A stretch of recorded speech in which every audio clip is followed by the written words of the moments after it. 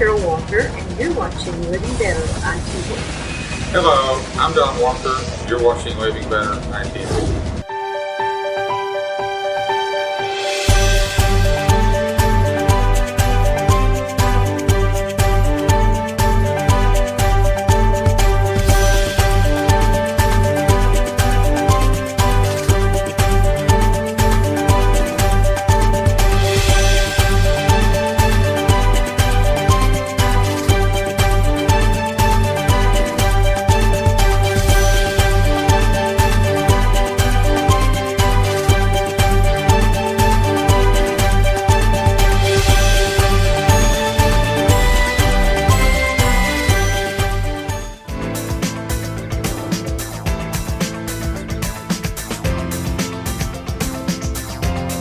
Welcome to LivingBetterITV.com.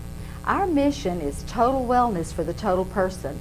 We bring together professionals and experts to help empower individuals to achieve excellence in every area of life. Today we're visiting with attorney Sue Allen.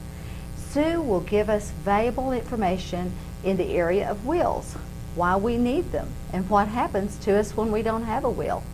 So as people who love our families and want to protect them, we're going to be very interested to learn from our welcomed guest, Sue Allen. Welcome, Sue. Thank you, Carol. It's a pleasure to be here. You asked the question about whether or not everybody needs a will.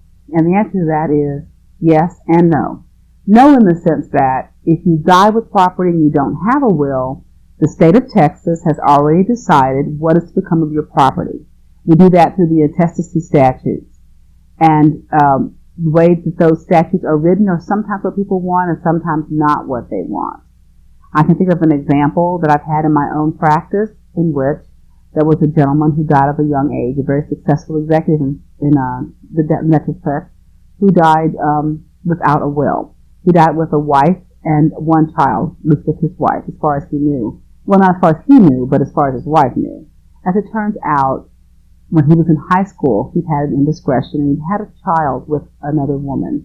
And the way he decided to handle his child support was to pay a lump sum figure of like $15,000 instead of making monthly child support payments. And he, for whatever reason, decided not to have a relationship with that child. But when he died at age 45 from a heart attack, that child showed up. And that child, according to the state of Texas, was every bit his son as was his daughter he'd raised with his wife. So instead of his wife getting his entire estate, his wife only got her one-half community portion of their estate.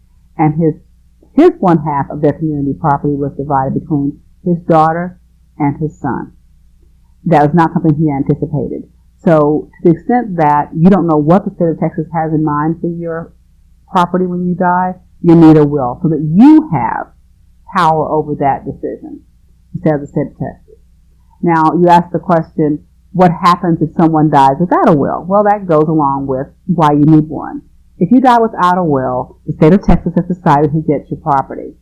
And not only do you not get to make that decision, but your loved ones who are left behind, even if it is just your wife, or you have children with just your wife until we go to your spouse, or to your wife and your children who you want to have it, it's going to cost them a lot more to get your property and your affairs straight than if you had a will.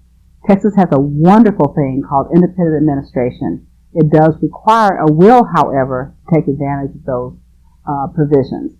And if you have independent administration, your estate can be handled very quickly and very inexpensively, as opposed to if you have to have your estate administered, in which it becomes just as expensive as it is in other states like California or Arizona, where they don't have independent administration.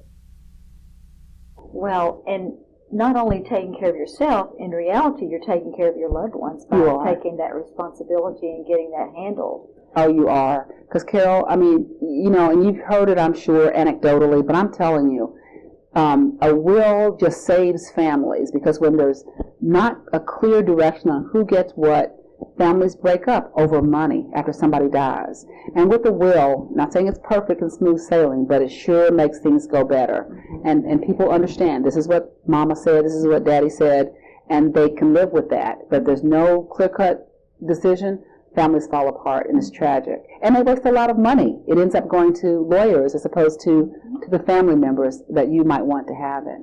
So an emotional situation to deal with, but it really pays off in the long run for It everybody. does.